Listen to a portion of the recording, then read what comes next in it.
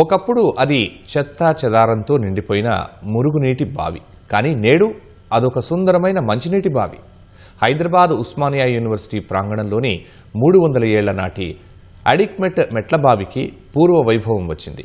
3 దశాబ్దాలుగా తీవ్ర నిర్లక్ష్యానికి గురై ఏకంగా 3000 టన్నుల చెత్తతో కూరుకుపోయిన ఈ బావిని పునరుద్ధరించారు.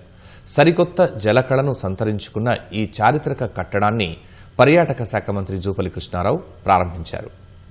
మరింత సమాచారం మా ప్రతినిధి తిరుమలేష్ అందిస్తారు.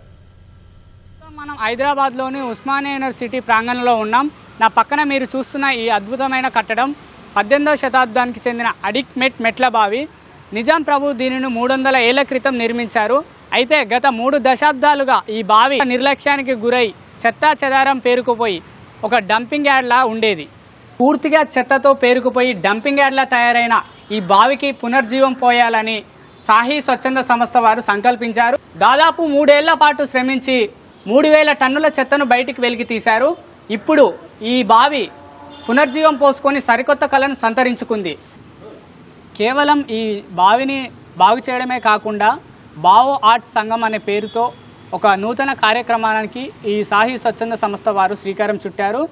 ఆ కార్యక్రమంలో భాగంగా రానున్న డిసెంబర్లో ఇక్కడ నెల రోజుల పాటు ఉత్సవాలు కూడా చేస్తామని అయితే వారు చెప్పారు.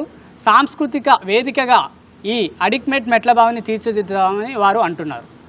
ఈ బావి కేవలం అలంకారప్రాయంగానే కాకుండా ఈ నీటిని ప్రతిరోజు కూడా మొక్కలకు కూడా వినియోగిస్తున్నారు. ఇలాంటి వారసత్వ కట్టడాలను సంరక్షించి భవిష్యత్ తరాలకు అందించాల్సిన బాధ్యత మన అందరిపైన ఉంది. కెమెరామ్యాన్ రమేష్తో తిరుమలేష్, ఈటీవీ న్యూస్, హైదరాబాద్.